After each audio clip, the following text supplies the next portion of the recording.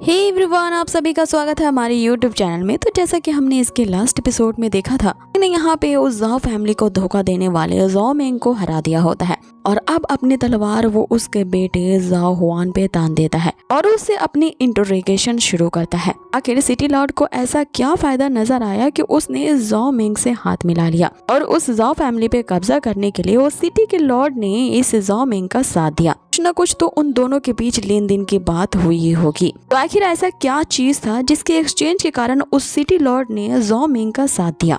अब यहाँ पे हुआन जो होता है वो इस बात को नहीं बताना चाहता था कि वो यहाँ फैंग की चापलूसी करते हुए उसे अपने बातों में फंसाने की कोशिश करता है। उसे कहता है कि अब जबकि मेरा बाप मर ही चुका है तो ये सारा खजाना तुम्हारा होगा। यहाँ पे मैंने सुना है बहुत अच्छी चाय मिलती है और इस मेंशन की जो मेट्स हैं वो बहुत अच्छी तुम्हारी खातिरदारी करेगी। इतनी फाइट करके तुम बहुत थक चुके हो, क्यों ना उनसे तुम एक अच्छा सा मसाज ले लो। ये सुनते ही फैंग की सटक जाती है और वो गुस्से से तनतनाता हुआ उस हुआन को जो झापड़ी मारने लगता है और उसे कहता है कि मैं तुमसे कब से पूछ रहा हूँ कि आखिर उस सिटी लॉर्ड ने इस जाओ फैमिली का साथ क्यों दिया इसे हथियाने के लिए। तुम मुझे इधर उधर की नॉनसेंस बातें बता रहे हो, सारी सच्चाई मुझे बता दो वरना तुम यहाँ अपनी जान से हाथ धो बैठोगे। हुआन जो होता है यहाँ पे एक नंबर का ढीठ निकलता है। वो बस यही सोच रहा होता है कि सिटी लॉर्ड की आर्मी तो जल्दी यहाँ पे ढाबा बोलने वाली है, इसलिए मैं इस फैंग को अपनी बातों में उलझाई रखूंगा कि सिटी लॉर्ड की आर्मी के आने से पहले थोड़ा वक्त उसे मिल जाए। बाद में जब उनकी आर्मी आएगी तो वो फैंग को तो अच्छा सबक सिखा ही देंगे। आगे एक बार और पूछने पर जब वो फैंग को सारी सच्चाई नहीं बताता तो फैंग यहाँ उसकी बहुत कुटाई करता है जिससे उसका पूरा मुंह सूज जाता है। आगे वो इससे ज्यादा मार नहीं बर्दाश्त कर पा रहा था, इसीलिए वो यहाँ पे अपनी नाक रगड़ते हुए सारी सच्चाई बताने को मान जाता है कि बचपन में ही उस सिटी लॉर्ड की बेटी जिसका नाम हुआना था उसकी एंगेजमेंट तुम्हारे से तय की गई थी। फ्यूचर में तुम दोनों के बीच एंगेजमेंट होने वाली थी क्योंकि सभी ने यही तय किया था कि वो ही तुम्हारी फ्यूचर वाइफ बनेगी। लेकिन हमने तुम्हारे बारे में ऐसी अफवाह उड़ा दी कि उस लड़की वाना ने तुमसे एंगेजमेंट करना ही नहीं चाहा। अफवाह ये थी कि तुम एक नंबर के नल्ले और नाकारे हो और तुम्हारी कोई कल्टीवेशन लेवल हो ही नहीं सकती। अफवाह चारों तरफ फैल गई और तुम्हें इस मेंशन से निकाल बाहर किया गया। बाकी एंगेजमेंट टूटने की वजह से वो सिटी लॉर्ड हाउजी की काफी ज्यादा बेइज्जती हो गई थी। इसलिए हमने इस मौके का फायदा उठाते हुए उस सिटी लॉर्ड से कहा कि तुम्हारी बेटी वाना से शादी करने के लिए हमारे पास उस फैंग से भी अच्छा एक कैंडिडेट है और वो था इसी जाओ फैमिली का ही सबसे एल्डर सन। फिर उस सिटी लॉर्ड ने तुम्हारी बजाय अपनी बेटी की एंगेजमेंट हमारे ही जाओ फैमिली के ही एल्डर सन जोंग से कर दी। कारण सिटी लॉर्ड हमारे इस फैमिली के बीच काफी अच्छा कनेक्शन बन गया। जिसपे फैंग उससे अगला सवाल पूछता है कि आखिर उस लड़की वाना में ऐसी क्या खासियत थी तुमने इतनी दूर तक आगे का प्लान किया और इस पूरी फैमिली पे ही कब्जा करने की सोची। और अब की बार मुझे सच सच बताना वरना मैं तुम्हारी फिर से कुटाई चालू कर दूंगा। यहाँ हुआन ये बात बताने में संकोच कर रहा होता है, इसीलिए फैंग जो होता है वो दोबारा उसकी कुटाई चालू कर देता है। दूसरी बार भी बहुत मार खाने के बाद वो जो हुआन होता है अब सारी सच्चाई उगल देता है। वो जो सिटी लॉर्ड की बेटी वाना है उसकी एक रेयर काइंड ऑफ यिंग दिन नामक एक नरिशिंग फिजिकल बॉडी है। तरह की फिजिक जो होती है वो 1000 सालों में किसी एक की होती है और उसकी कल्टीवेशन के प्रैक्टिस से कोई भी इंसान एक फर्नेस मास्टर बन सकता है। इसीलिए इस जाओ फैमिली के एल्डर संग जोंग ने उस लड़की वाना से ही शादी करने की ठान ली ताकि वो इस पूरी सिटी के टॉप लेवल का फर्नेस मास्टर बन पाए। यहाँ पे फैंग को सारी बात समझ में आती है कि उनके इसी प्लान के कारण इन लोगों ने उसके इस जाओ फैमिली के जो हेड एल्डर ग्रैंडपा होते हैं उसे कारावास में डाल दिया कि फैंग इनके इस प्लान में बाधा ना डाल पाए। इसीलिए लोगों ने फैंग को जान से मारने के लिए अलग अलग तरह के एसेसियन भेजे। यहाँ पे हुआन जो होता है फिर से पलटी खा जाता है और फैंग से माफिया मांगने लगता है। कहता है कि इन सब प्लानिंग और मामले से मेरा कुछ लेना देना नहीं है, ये सारा प्लानिंग और कारनामा तो मेरे बाप और उस एल्डर संग जोंग के फादर का था। मेरा इस कॉन्स्पिरेसी में कोई हाथ नहीं है। लेकिन एक मकार तो अपनी मक्कारी कभी नहीं भूलता। वो सारी बातें ये सब कर रहा होता है फैंग से ताकि उसका ध्यान भटका सके। इधर उसे जान से मारने के लिए उसने अपने वेपन को समन कर लिया होता है। तो धड़ल्ले से उड़ करके वो अचानक से उसकी छाती पे अटैक करता है। ये अटैक अचानक से हुआ होता है इसलिए फैंग तो यहाँ पे कोई प्रतिक्रिया कर ही नहीं पाता। ये हम हुआन को देखते हैं जो कि खुशी के मारे पगला जाता है, चीख चीख कर वहाँ हंसने लगता है कि एक तरफ ये फैंग भी मारा गया, दूसरी तरफ मेरा वो खूसट बाप बुढ़ा भी मारा गया। इस पूरी जाओ फैमिली का मैं ही लीडर हूँ। यहाँ के सारे खजाने के साथ साथ इसके सारे मेंशन पे अब सिर्फ मैं राज करूंगा। कि तभी फैंग उससे बोलता है कि अबे ओ इतने पागलों की तरह हंसना बंद कर, तुझे लोग पागल खाने में डाल देंगे। पहले तुम देख तो लो कि तुमने मुझ पे कहाँ पे अटैक किया है। किसी के बगल में मारने से वो जान से नहीं मर जाता। अब यहाँ देर किस बात की, तीसरी बार जो होता है फैंग उसे कुत्तों की तरह पीटना शुरू कर देता है। उसे कहता है कि इतने सालों के तुमने अपनी कल्टीवेशन की प्रैक्टिस इसलिए की थी ताकि मुझसे कुत्तों की तरह पीट सको।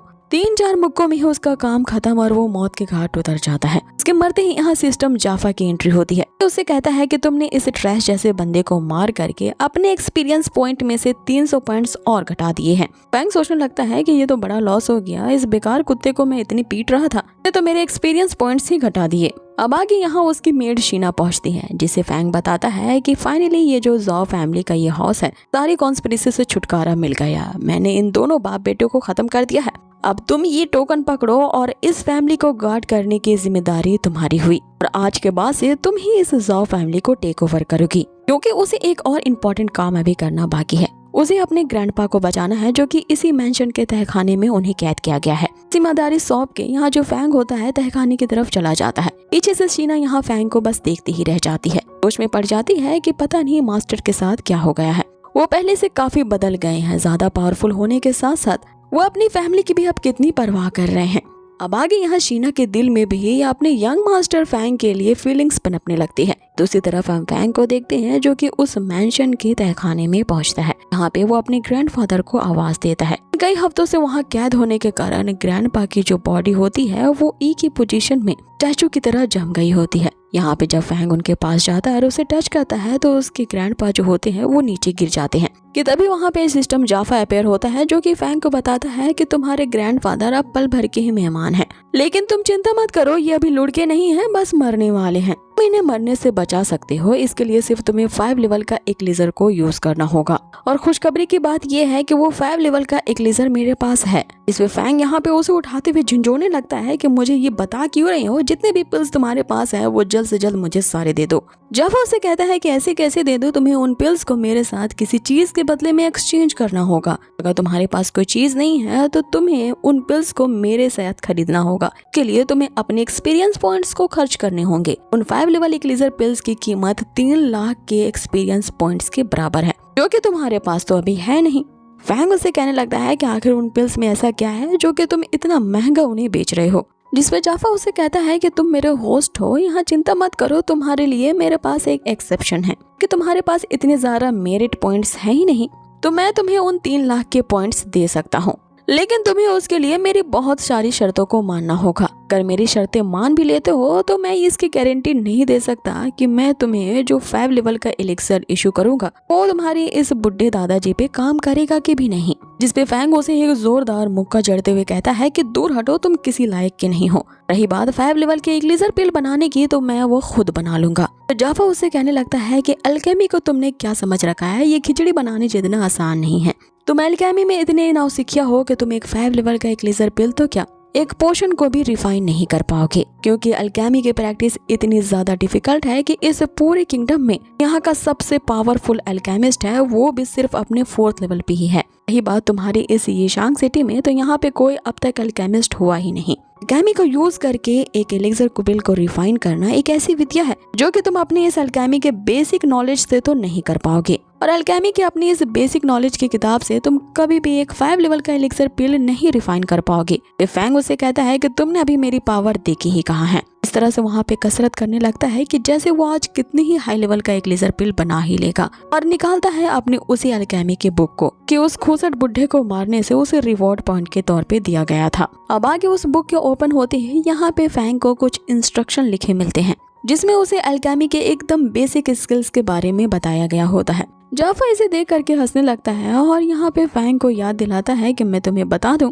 कि जिस बुक से तुम यहाँ पे एक लेजर को रिफाइन करना चाहते हो, ये अल्केमी की बहुत ही बेसिक सी बुक है जो कि यहाँ के हर बच्चे के पास होती है। और वैसे भी एक एल्केमिस्ट बनने के लिए तुम्हें इतना ज्यादा फ्लेक्सिबल होना होगा। अपनी कल्टीवेशन से सबसे पहले तो एक स्पिरिचुअल फायर को जनरेट करना होगा। दूसरी बात, तुम्हें एक लेजर को रिफाइन करने के लिए एक एल्केमी हांडी की जरूरत होगी। और तीसरी और सबसे इम्पोर्टेंट बात यह है कि एक लेजर को रिफाइन करने के लिए तुम्हें एल्केमी में बहुत ही ज्यादा रिच एक्सपीरियंस की जरूरत होगी। और ये तीनों ही चीजें तुम्हारे पास नहीं है, इसीलिए अपने हाथों से एक लेजर को रिफाइन करने के बारे में तो सोचना भी मत। अब यहाँ पे जाफा उसे इतनी सारी लेक्चर्स दे रहा होता है, लेकिन हम यहाँ फैंग को देखते हैं कि वो यहाँ हिम्मत नहीं हारता। यहाँ उसने अपनी कल्टीवेशन की प्रैक्टिस करके सबसे पहले शर्त एक स्पिरिचुअल फायर जनरेट कर ली होती है। फैंग यहाँ जाफा को बताता है कि हालांकि उसके ये जो फायर कंट्रोल टेक्निक है वो इतनी ज्यादा पावरफुल है नहीं, लेकिन फिर भी इस आग ने ये जो फ्लेम रिलीज किया है, इससे वो बेसिक लेवल के एलिक्सर को तो रिफाइन कर ही सकता है।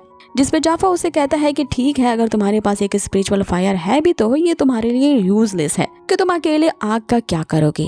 एलिक्सर को रिफाइन करने के लिए मैंने कहा तुम्हें एक हांडी की जरूरत होगी, और तुम्हारी इस यीलिंग सिटी में एक भी अल्केमिस्ट तो है नहीं, तो तुम्हें यहाँ पे हांडी कहाँ से मिलेगी इसमें तुम एक एलिक्सर को रिफाइन कर पाओ। कितने में ही दूसरी तरफ यहाँ जो फैंग होता है वो चारों तरफ यहाँ पे ऐसा ढूंढ रहा होता है जैसे वहाँ उसे कढ़ाई मिल ही जाएगी, लेकिन यहाँ वाकई में चमत्कार हो जाता है और थोड़ी देर ढूंढने के बाद ही उसे एक कढ़ाई मिल जाती है। हालांकि वो कढ़ाई थोड़ी टूटी फूटी होती है। आगे जाफा उसे कहता है कि ये तो कमाल हो गया, इस कढ़ाई में एक लेजर बनाने की सोचना भी मत, एक लो ग्रेड का ही एक लेजर बनेगा। जिसमें फैंग उसे कहता है कि मुझे डीमोटिवेट करना बंद करो, मेरे पास 2 इंपॉर्टेंट चीज आ चुकी है, अब देखो मैं एक लेजर को खुद कैसे रिफाइन करता हूँ।